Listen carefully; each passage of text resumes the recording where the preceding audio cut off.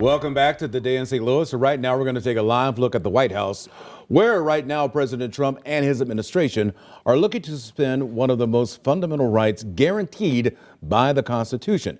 It's called habeas corpus. So you'll probably be hearing that term a lot over the next few weeks as this all plays out. To break down what this means for you, Sydney Stallworth is here. And Sydney, first, which rights are protected under habeas corpus? Well, Michelle, Rennie, habeas corpus, it's in the Constitution. It says anyone who's being detained in the United States has the legal right to see a judge and defend themselves in court. Now, as the Trump administration ramps up deportations, the White House hopes that suspending habeas corpus would make the deportation process faster. But are they able to do that?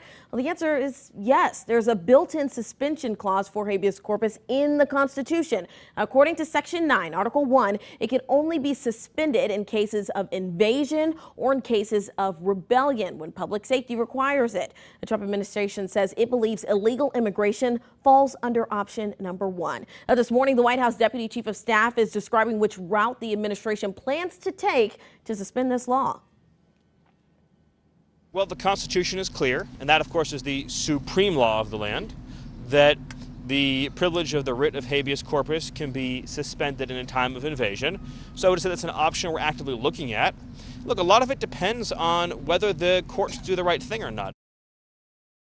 Legal experts argue only Congress has the power to suspend habeas corpus, but President Trump can still try to do it. And he wouldn't be the first president, by the way, to suspend this constitutional clause. When the Civil War broke out in 1861, President Lincoln suspended habeas corpus to detain suspected spies and Confederate sympathizers. And about 10 years later, during Reconstruction, Ulysses S. Grant suspended it in parts of South Carolina, which were overrun by the Ku Klux Klan. And FDR did suspend it in Hawaii after the bombing of Pearl Harbor.